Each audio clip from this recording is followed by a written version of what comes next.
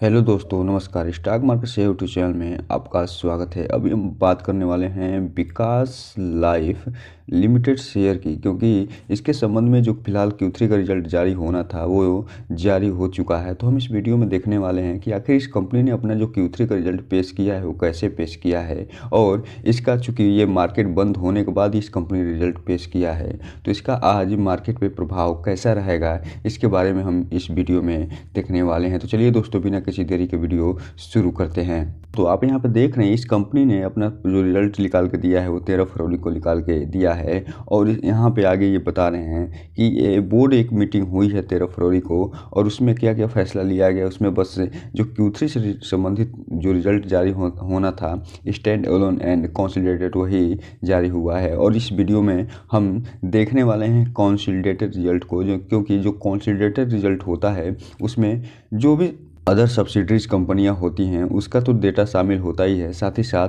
जो stand alone data होता है उसको भी शामिल करके फिर कंसोलिडेटेड रिजल्ट को तैयार किया जाता है। तो हम इसमें कंसोलिडेटेड रिजल्ट को ही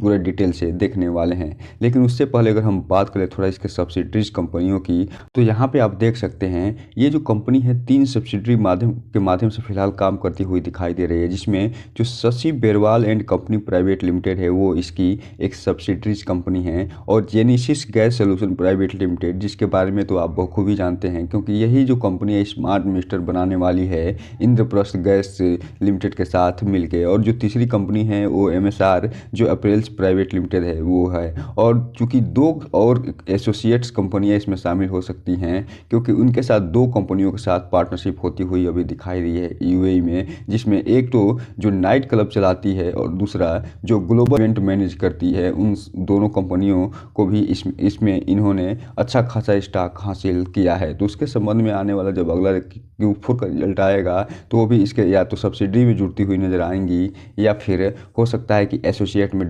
जुड़ती हुई नजर आए। अब हम अगर बात करें इसके Q3 रिजल्ट की, तो यहाँ पे आप देख रहे हैं ये कंसोलिडेटेड रिजल्ट है, और इसमें ये जो सेगमेंट दिखाई दे रहा है दिसंबर Q3 का सेगमेंट है, और इस सितंबर Q2 का, और ये पिछले साल दिसंबर Q3 का सेगमेंट है। और ये सारे के सारे जो डेटा इसमें दिखाई दे रहे हैं ये लाख में दिए गए हैं, जिसे हम लाख में पढ़ने वाले हैं। अगर हम बात करें सबसे पहले इसके रेवेन्यू फ्रॉम ऑपरेशन की, तो यहाँ पे आप देख रहे हैं इसका जो रेवेन्यू फ्रॉम ऑपरेशन दिखाई दे रहा है इस क्वार्टर में वो फिलहाल 9,927 लाख का टोटल रेवेन्यू फ्रॉम ऑपरेशन ये कंपनी प्राप्त करते हुए नजर आ रही है, जो कि पिछले साल सेम क्वार्टर में ये 13,394 लाख का टोटल रेवेन्यू फ्रॉम ऑपरेशन प्राप्त करी थी। और पिछले क्वार्टर अर्थात सितंबर 2023 के क्वार्टर में ये 11,603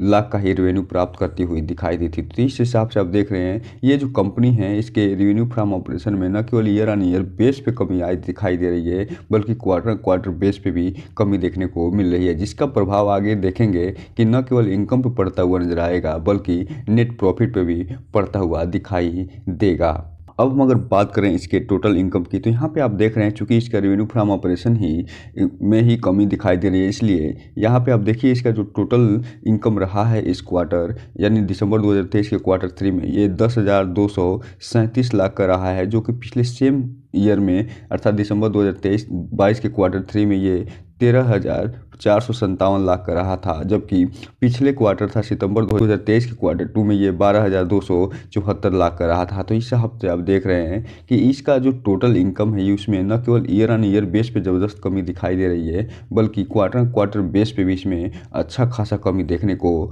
मिल रहा है। क्योंकि आप जानते हैं कि कोई भी कंपनी अगर प्रॉफिट प्राप्त करती है तो उसमें कुछ एक्सपेंस भी करती है, कुछ खर्चे भी करती है। तो यहाँ अगर हम बात करें इसके टोटल एक्सपेंस की टैक्स देने से पहले, तो यहाँ आप देखिए इसका जो टोटल एक्सपेंस दिखाई दे रहा है इस क्वार्टर में वो 10,538 लाख का दिखाई दे रहा है, जो कि पिछले सेम क्वार्टर अर्थात दिसंबर 2022 के Q3 में ये 13,110 लाख का दिखाई दिया था। और जबकि पिछले क्वार्टर की बात करें तो सितंबर 2023 के Q2 में ये 11,493 लाख का टोटल ये एक्सपेंस करता हुआ नजर आया था। तो इस हिसाब से आप देख रहे हैं कि ये जो एक्सपेंस है इसमें भी अच्छी खासी इसमें कमी दिखाई दे रही है। न केवल ईयर ऑन ईयर बेस पे बल्कि क्वार्टर ऑन क्वार्टर बेस पे भी इसके टोटल एक्सपेंस में कमी देखने को मिल रही है। लेकिन यहाँ पे जो कमी आ रही है वो जो टोटल इनकम इस कंपनी ने प्राप्त किया है इस Q3 में, उसकी तुलना में इसका जो टोटल एक्सपेंस रहा है वो बहुत ही ज़्यादा रहा है। और यही कारण है कि आप यहाँ पे देख रहे हैं कि profit before exceptional item and tax में ये 301 लाख का घाटा दिखा रहा है, जबकि पिछले सेम क्वार्टर में ये 347 लाख का प्रॉफिट में था। और पिछले क्वार्टर था सितंबर 2023 के Q2 में ये 780 लाख के प्रॉफिट में था। और इस क्वार्टर अर्थात दिसंबर 2023 के Q3 में ये 301 लाख के घाटे में जाता हुआ दिखाई दे रहा है, अर्थात 3 करोड़ का फिलहाल ये घाटा दिखाता हुआ नज़र आ रहा है। अब हम अगर बात कर लें यहीं पे इसके प्रॉफिट बिफोर टैक्स की, तो यहाँ पे आप देख रहे हैं कि ये जो कंपनी है फिलहाल इस क्वार्टर सितंबर 2023 के Q3 में ये 301 लाख का टोटल घाटा दिखाते हुए नज़र आ रही है, जबकि पिछले सेम क्वार्टर में ये 347 लाख का प्रॉफिट में थी। और पिछले क्वार्टर का तो पूछिए ही मत, क्योंकि ये जो कंपनी है सितंबर 2023 के Q2 में ये 780 लाख के प्रॉफिट में होती हुई दिखाई दी थी। तो यहाँ पे आप देख रहे हैं इसका जो प्रॉफिट बिफोर टैक्स है उसमें ये जो कंपनी है न केवल अच्छा खासा घाटा में जाती हुई दिखाई दे रही है ईयर ऑन ईयर बेस पे, बल्कि क्वार्टर ऑन क्वार्टर बेस पे तो और घटिया परफॉर्मेंस करते हुए दिखाई दे रही है। और ये पॉजिटिव से नेगेटिव में जाती हुई देखने को मिल रही है। बात करें इसके प्रॉफिट फॉर द पीरियड या लॉस फॉर द पीरियड की, जिसे हम नेट प्रॉफिट या नेट लॉस के नाम से जानते हैं, या फिर इसे ही वास्तविक प्रॉफिट या वास्तविक नाम लॉस के नाम से भी जाना जाता है। तो यहाँ पे आप देख रहे हैं कि ये जो कंपनी है फिलहाल इस क्वार्टर अर्थात दिसंबर 2023 के Q3 में 386 से 87 लाख के घाटे में जाती हुई दिखाई दे रही है, जबकि पिछले सेम ईयर में अर्थात दिसंबर 2022 के Q3 में ये 618 लाख का प्रॉफिट दिखाते हुए नज़र आई थी। जबकि पिछले क्वार्टर अर्थात सितंबर 2022 के Q2 में ये फिलहाल 765 लाख का ये प्रॉफिट दिखाते हुए नजर आई थी। तो यहाँ पे आप देख रहे हैं ये जो कंपनी है ये प्रॉफिट से सीधा घाटे में दिखाई दे रही है। न केवल ईयर ऑन ईयर बेस पे ये घाटे में जाती हुई दिखाई दे रही है, बल्कि क्वार्टर बेस पे भी ये कंपनी घाटे में जाती हुई दिखाई दे रही है। और इसका जो घाटा है न कंपनी के हिसाब से ठीक ठाक दिखाई दे रहा है, बल्कि ये जो कंपनी है वो अच्छे खासे घाटे में दिखाई दे रही है। अब हम अगर बात कर लें यहीं पे इसके अर्निंग पर शेयर की, तो यहाँ पे आप देख रहे हैं इसका अर्निंग पर शेयर भी बता रहा है कि ये जो कंपनी है ईयर ऑन ईयर बेस पे तो घटिया परफॉर्मेंस करी ही है, साथ ही साथ क्वार्टर बेस पे भी घटिया परफॉर्मेंस करते हुए दिखाई दे रही है। और ईयर ऑन ईयर बेस पे एक तरफ जहाँ इसका अर्निंग पर 0.04 से घट के माइनस में जाता हुआ दिखाई दे रहा है 0.03, वहीं क्वार्टर बेस पे भी ये 0.06 से घट के माइनस में 0.03 पे जाता हुआ दिखाई दे रहा है। तो कुल मिलाकर इस रिजल्ट का लब्बो-लुबा बस एक ही है, इस कंपनी ने बहुत ही घटिया परफॉर्मेंस इस क्वार्टर में करती हुई दिखाई दे रही है। और ये न केवल घटिया परफॉर्मेंस करती हुई दिखाई दे रही है, बल्कि ये जो कंपनी पॉजिटिव से निगेटिव में अर्थात प्रॉफिट से घाटे में जाती हुई दिखाई दे रही है, जो कि सबसे बड़ा कंसर्निंग पॉइंट है। और उससे भी बड़ा कंसर्निंग जो पॉइंट है वो ये कि ये जो कंपनी है वो अपने रेवेन्यू फ्रॉम ऑपरेशन में ही इसकी कमी दिखाई दे रही है, जो कि इसका वास्तविक बिजनेस है, जिस बिजनेस से ये मनी प्राप्त करती है, इनकम प्राप्त करती है, उसी में कमी दिखाई दे रही है। और इसके अलावा ये जो कंपनी हालांकि अपने टोटल एक्सपेंस में तो कंट्रोल करते हुए दिखाई दी है, लेकिन इसके टोटल इनकम में कमी के कारण ये फिलहाल घाटे में दिखाई दे रही है। हम अगर बात करें कि ये जो कंपनी है कहाँ कहाँ से एक्सपोर्ट करके और या इंपोर्ट करके या फिर डोमेस्टिक या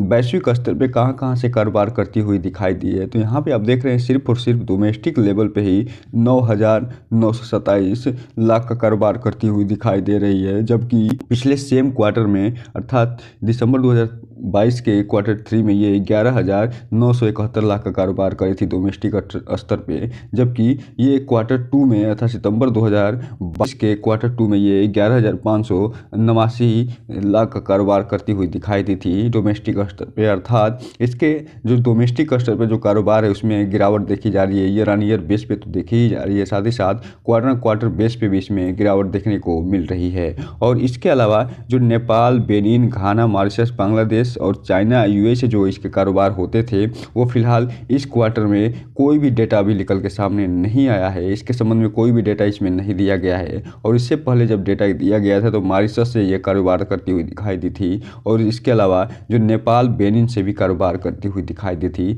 अर्थात इसका जो वैश्विक मार्केट में जो कारोबार दिखाई दिया था जिसके कारण इसका डेटा सुधरता हुआ नजर आया था वो फिलहाल इसमें कमी दिखाई दे रही है। और यही मेन कारण है कि इसका जो रिजल्ट है खराब हुआ है, उसका रेवेन्यू फ्रॉम ऑपरेशन में कमी आती हुई दिखाई दे रही है, क्योंकि ये कंपनी फिलहाल कोई भी एक्सपोर्ट इस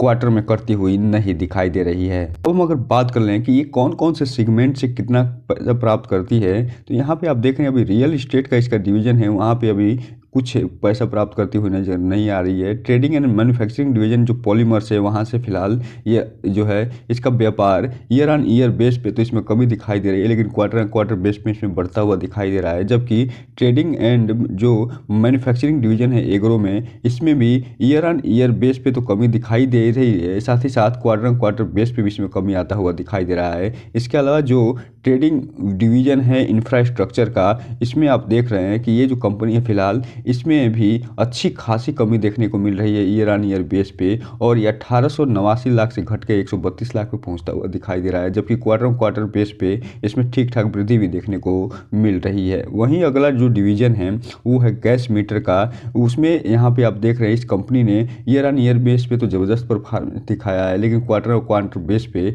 इसका परफॉर्मेंस में गिरावट देखी जा रही है। और इसके अलावा जो अलग जो एक और बिजनेस है, बिजनेस फैसिलिटीज एंड चार्जेज, इसमें फिलहाल ये कंपनी इस क्वार्टर या और पिछले क्वार्टर में कोई भी परफॉर्मेंस करते हुए नहीं दिखाई दे रही है। तो कुल मिलाकर इस रिजल्ट का लब्बो लुबा बचे की है, इस कंपनी ने अपना बहुत ही घटिया रिजल्ट पेश किया है। अगर बात करें कि जो डिलीवरी पोजीशन उठाई गई है 13 फरवरी को उसकी, तो इसमें 32,64,000 टोटल इसमें क्वांटिटी ट्रेड हुई है और पूरा का पूरा ये डिलीवरी के रूप में उठता हुआ नजर आ रहा है। अर्थात इस पे इन्वेस्टर को भरोसा अभी भी कायम है। और चूंकि आप जानते हैं ये जो रिजल्ट आया है Q3 का वो फिलहाल बाजार बंद होने के बाद आया है, तो इसका क्या प्रभाव होने वाला है ये तो आज ही मालूम चलेगा कि इस पे मार्केट ने इस रिजल्ट को कैसे लिया है। अगर मार्केट इसको निगेटिव लिया है जो कि लेना चाहिए, तो इसमें और भारी गिरावट देखी जा सकती है और इसमें हो सकता है आज लोअर सर्किट भी लगती हुई दिखाई दे, क्योंकि इस कंपनी ने जो रिजल्ट निकाल के दिया है अपना Q3 का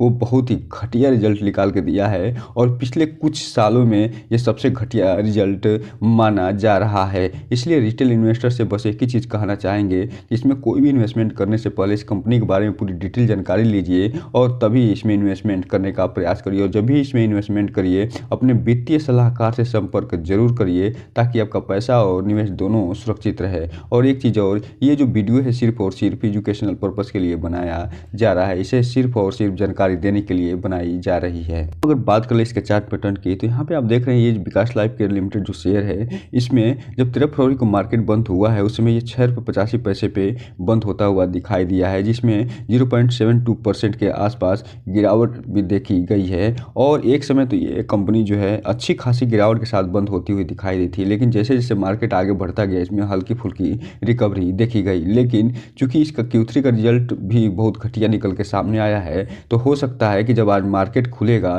तो ये जो आप देख रहे हैं 6 रुपये 85 पैसे, इसमें बढ़ोतरी देखने को मिल सकती है और ये जो कंपनी है ये लोअर सर्किट में जाती हुई दिखाई दे सकती है, क्योंकि इस कंपनी का जो रिजल्ट रहा है इस क्वार्टर वो अभी तक का सबसे घटिया रिजल्ट कहा जा रहा है। वहीं अगर हम 5 दिन के चार्ट पैटर्न की बात करें तो 6% का नेगेटिव रिटर्न निकाल के दिया है, एक महीने में 1% के आसपास का पॉजिटिव रिटर्न, जबकि 6 महीने की बात करें तो इसने लगभग 100% का रिटर्न निकाल के दे दिया है। जबकि ईयर टिल डेट की बात करें तो इस कंपनी ने 38 से 39% का रिटर्न निकाल के दिया है, जबकि एक साल की अगर हम बात करें तो 69% का। और मैक्सिमम चार्ट पैटर्न की बात करें तो ये जो कंपनी लिस्ट हुई थी 2021 में 2 रुपये 66 पैसे, तब से लेके अभी तक ये 157% का रिटर्न निकाल के दे चुकी है। तो दोस्तों ये रहा आज का वीडियो। इस चैनल को लाइक करें, सब्सक्राइब करें और बेल आइकन हिट करना तो बिल्कुल ना भूलें, ताकि नई वीडियो की जो अपडेट्स आपको ऐसे ही समय पे मिलता रहे। जय हिंद दोस्तों।